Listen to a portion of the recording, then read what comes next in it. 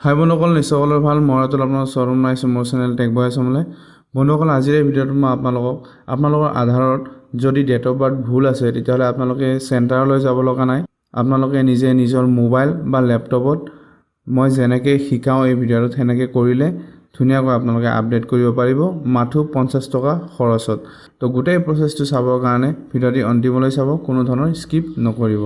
প্ৰথমে আপোনালোকে আপোনালোকৰ মোবাইলে হওক বা কম্পিউটাৰে হওক তাত গৈ আপোনালোকে সাৰ্চ কৰিব uidai.gov.in। পাৰিলে গুগল ক্ৰমত সাৰ্চ কৰিব, তাত ইণ্টাৰফেচবিলাক ভালকৈ আহে। তো আপোনালোকে মোবাইল বা কম্পিউটাৰত এনেকৈ সাৰ্চ কৰাৰ পিছত এনেকুৱা এটা পেজ খোল খাব। তো এই ৱেবছাইটটোত আপোনালোকে ওপৰত দেখিবলৈ পাইছে মাই আধাৰ বুলি এটা অপশ্যন আহিছে। ইয়াতে অহাৰ পিছত আপোনালোকে দেখিবলৈ পাইছে ইয়াতে আপডেট ইউৰ আধাৰ বুলি এটা অপশ্যন আছে, য'ত আপোনালোকে দেখিবলৈ পাইছে। ইয়াৰ তলতে একেবাৰে 3 নম্বৰ অপশ্যনত আপডেট ডেমোগ্ৰাফিক ডাটা অনলাইন বুলি এটা অপশ্যন আছে, তাতে আপোনালোকে ক্লিক কৰিব লাগিব। তো এই আপডেট ডেমোগ্ৰাফিক ডাটা অনলাইনটো কম্পিউটাৰত এনেকৈ আপোনালোকে কৰিব লাগিব, আৰু যদি আপোনালোকে মোবাইলত কৰে তেতিয়াহ'লে আপোনালোকে মোবাইলত স্ক্ৰল ডাউন কৰি গ'লে তলত এই অপশ্যনটো পাই যাব এই ৱেবছাইটটো খোলাৰ পিছত। তো ইয়াতে আপোনালোকে ক্লিক কৰিব লাগিব। ক্লিক কৰাৰ পিছত বন্ধুসকল আপোনালোকে দেখিবলৈ পাইছে এনেকুৱা এটা পেজ খোল খাব। তলত লিখা থাকিব proceed to update Aadhaar. Proceed to update আধাৰত আপোনালোকে ক্লিক কৰিব লাগিব। ক্লিক কৰাৰ পিছত বন্ধুসকল আপোনালোকে দেখিবলৈ পাইছে এনেকুৱা এটা পেজ খোল খাব, য'ত আপোনালোকৰ আধাৰ আপডেট পৰ্টেল বুলি কোৱা হয় এণ্ড আপডেট আধাৰ অনলাইন বুলি কোৱা হয়। তো ইয়াতে আপোনালোকৰ আধাৰ নাম্বাৰ দিব লাগিব। তাৰপিছত তলত আপোনালোকে দেখিবলৈ পাইছে আধাৰ নাম্বাৰ দিয়াৰ পিছত কেপচা ইণ্টাৰ কেপচা বুলি অপশ্যন এটা আছে, তাত আপোনালোকে কাষত যিটো দেখিবলৈ পাইছে WHO বুলি সেইটো আপোনালোকে হুবহু তাত বহাব লাগিব। তো কেপচাটো বহাৰ পিছত আপোনালোকে দেখিবলৈ পাইছে তলত এটা অপশ্যন আছে চেণ্ড OTP বুলি, তাত আপোনালোকে ক্লিক কৰিব লাগিব। তাত ক্লিক কৰাৰ লগে লগে আপোনালোকে ওপৰত দেখিবলৈ পাইছে। তো তলৰ ফালে আহি আপোনালোকে OTP যিটো অপশ্যন আছে তাত আপোনালোকে ইণ্টাৰ OTPত আপোনালোকৰ OTPটো মোবাইলত চাই হুবহু দি দিব। OTP দিয়াৰ পিছত আপোনালোকে দেখিবলৈ পাইছে লগইন যিটো অপশ্যন আছে তাতে আপোনালোকে ক্লিক কৰিব লাগিব। লগইন অপশ্যনটো ক্লিক কৰাৰ পিছত বন্ধুসকল আপোনালোকে দেখিবলৈ পাইছে আপডেট ডেমোগ্ৰাফিক ডাটা বুলি এটা অপশ্যন আহিছে, তাৰে তলত আপডেট ডেমোগ্ৰাফিক ডাটা যিটো অপশ্যন আছে তাত আপোনালোকে ক্লিক কৰিব লাগিব।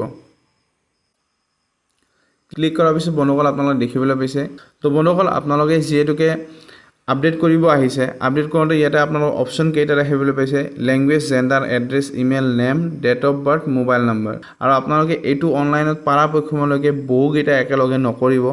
যদি ডেট অফ বাৰ্থ কৰিব খুজিছে ডেট অফ বাৰ্থটোৱে কৰক।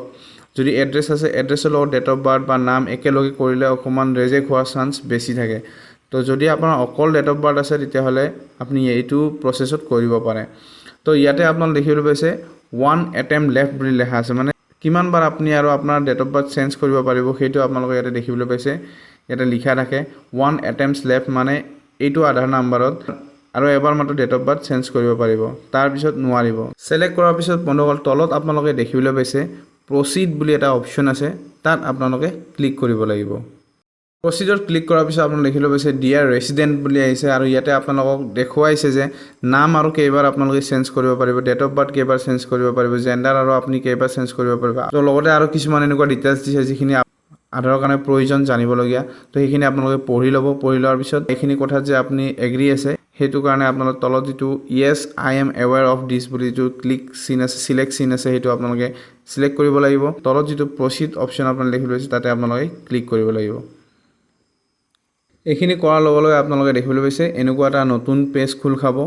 য'ত প্ৰথমতে আপোনালোকে দেখিবলৈ পাইছে enter the details, enter your correct date of birth বুলি। তো আপোনালোকে যিটো ডেট অফ বাৰ্থ আপোনালোকৰ কাৰেক্ট হয়, যিটো আপুনি চেঞ্জ কৰিব বিচাৰিছে সেইটো ডেট অফ বাৰ্থ ইয়াতে টাইপ কৰিব। টাইপ কৰি বা কাষত যিটো আপোনালোকে দেখিব পাইছে কেলেণ্ডাৰ টাইপত এটা আহিছে, তাতেও আপোনালোকে গৈ কেলেণ্ডাৰ চইচ কৰি আপুনি গোটেইখিনি ছেট আপ কৰিব পাৰে। ইয়াৰ পিছত তললৈ আহিব। তলত আহি আপোনালোকে দেখিবলৈ পাইছে আপলোড ভেলিড ডকুমেণ্ট। তো আপুনি ডেট অফ বাৰ্থ যিহেতুকে চেঞ্জ কৰিব তাৰ বিনিময়ত আপুনি এটা ডকুমেণ্ট দেখাব লাগিব যে এই ডেট অফ বাৰ্থটো ভেলিড হয় নে নহয়। তো তাৰ বাবে কি ডকুমেণ্টছ লাগিব, তলত চিলেক্ট যিটো অপশ্যন আছে তাতে আপোনালোকে ক্লিক কৰিব। ক্লিক কৰাৰ পিছত আপোনালোকে দেখিবলৈ পাইছে ইয়াতে HSLC বুক চাৰ্টিফিকেট আহিছে, পাছপোৰ্ট আহিছে, বাৰ্থ চাৰ্টিফিকেট আহিছে, certificate of the birth issued by group A graduated official letter বুলি কয়, যাক EPFO লেটাৰ বুলিও কয়। তাৰপিছত পান কাৰ্ড আহিছে, তাৰপিছত marksheet issued by government board of university, government photo ID card, photo identity card of issued by PSU containing DOB, Central State Pension Payment Order আপনার যদি আছে তো আপোনালোকে দিব পাৰে Central Government Health Service Scam Photo Card যদি আপোনাৰ লগত আছে বা ex serviceman Contributory Health Scam Photo Card যদি আছে তেতিয়াহ'লে সেইটো আপোনালোকে দিব পাৰে সেইটো আপোনালোকৰ ডকুমেন্ট আছে সেইটো আপোনালোকে সিলেক্ট কৰিব তো মই ইয়াতে HSLC সাৰ্টিফিকেট মই সিলেক্ট কৰিছো এটো কৰাৰ পিছত আপোনালোকে তলত দেখিব লৈছে আপলোড ডকুমেন্ট বুলি এটা অপচন আছে তাত আপোনালোকে ক্লিক কৰিব ক্লিক কৰাৰ পিছত আপোনালোকে এনেকুৱা ফাইলত গুছি যাব যোৱাৰ পিছত আপোনালোকৰ অৰিজিনাল মাৰ্কশিট বা পেন কাৰ্ড বা জি আছে আপোনালোকে হেতু অৰিজিনাল স্ক্যানিং কৰি ইয়াতে দিব লাগিব আৰু মনত ৰাখিব হেতু JPEG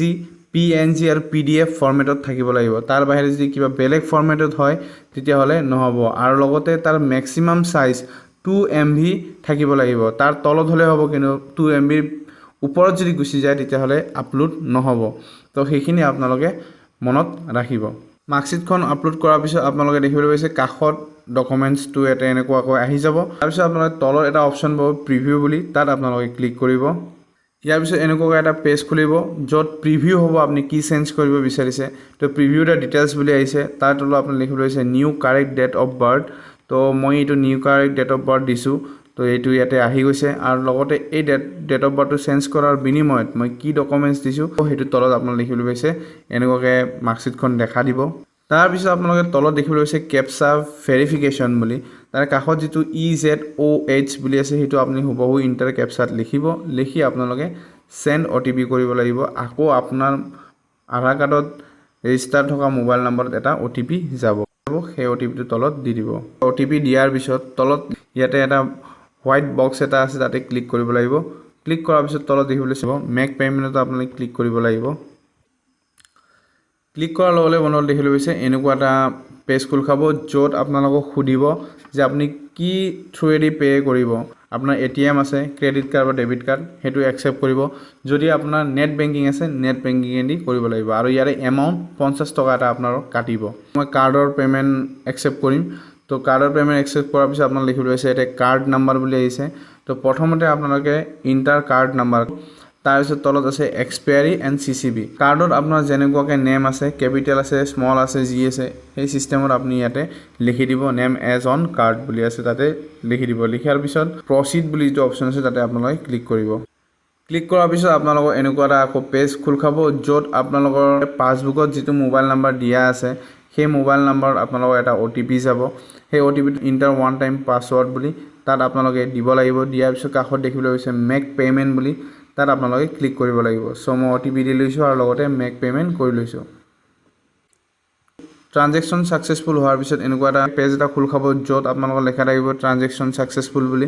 আৰু ইয়াতে আপোনালোকৰ কিছুমান ডিটেইলছ আহিব ইয়াতে URN নাম্বাৰ এটা আপুনি পাব এই URN নাম্বাৰটো আপোনালোকে লিখি ৰাখিব নতুবা ইয়াক ফটো মাৰি ৰাখিব যেনেকৈ হওক আপুনি ইয়াক সেভ কৰি ৰাখিব পিছত আপোনালোকে ইয়াৰ স্ট্যাটাস চাব কাৰণে তাৰপিছত তলত আপোনাক লিখিব লৈছে ডাউনলোড বুলি এটা অপচন আহিছে তাত আপোনালোকে ক্লিক কৰিব ক্লিক কৰাৰ পিছত ইয়াৰ যে ৰিসিপ্ট এই ৰিসিপ্টটো আপুনি ডাউনলোড কৰি ৰাখিব ইয়াৰ পিছত যদি আপোনালোকে চাব খুজে যে আপোনালোকৰ আধাৰ কাৰ্ডটো আপডেট হৈছে নে হোৱা নাই যেটোকে আপোনালোকে জানিব লাগিব স্ট্যাটাস চাব লাগিব তো স্ট্যাটাস চাব কাৰণে কেনেকৈ চাব লাগে হেতু মই আপোনালোকক দেখাই দি আছো ইয়াৰ বাবে আপোনালোকে আকৌ আপোনালোকে আধাৰ কাৰ্ডৰ অফিচিয়েল ৱেবসাইটত যাব সেম প্ৰসেছত মাই আধাৰত আপোনালোকে ক্লিক কৰিব তো ইয়াতে আপোনালোকে আপডেট ইয়োৰ আধাৰৰ তলত একেবাৰে সেকেন্ড লাষ্টত check online address update status বুলি আহিছে তাতে আপোনালোকে ক্লিক কৰিব ক্লিক কৰাৰ পিছত আপোনালোকে ইয়াতে সেম ক্যাপচা আপোনালোকে দিব দিয়াৰ পিছত আকৌ সেন্ড OTP কৰিব আপোনাৰ আধাৰ নম্বৰ যেটো মোবাইল নম্বৰ আছে তাতে এটা OTP যাব সেই OTP টো ইয়াতে আপোনালোকে দিব OTP দিয়াৰ পিছত আপোনালোকে চেক স্ট্যাটাস বুলি যে অপচন আছে তাতে আপোনালোকে ক্লিক কৰিব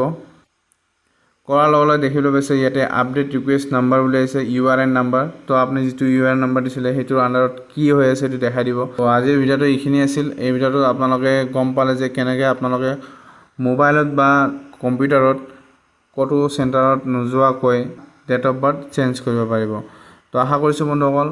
যদি আপোনালোকৰ এনেকুৱা প্ৰবলেম আছে লকডাউনৰ সময় আপোনালোকে কটো যাব নালাগে ঘৰতে বহি আপোনালোকে আপোনালোকৰ কম্পিউটাৰ বা মোবাইলত আপোনালোকৰ আধাৰত যদি প্ৰবলেম আছে সলভ কৰিব পাৰিব আৰু বাকি যিখিনি প্ৰবলেম আছে এড্ৰেছ ভুল কিবা ভুল এই গুটেইখিনি মই আজি আপোনালোকক আৰু লাহে লাহে কৈ যাম তো যদি আপোনালোকৰ এই বিষয়ৰ ওপৰত ভিডিও লাগে তেতিয়াহলে মোক জনাব তো আগন্তুক দিনত মই এনেকুৱা ধৰণৰ ভিডিও লৈ আপোনালোকক সহায় কৰিম বুলি আশা দিলো সো বন্ধুসকল আজিলৈ এৰিলো ভিডিওটি চাবলৈ অশেষ ধন্যবাদ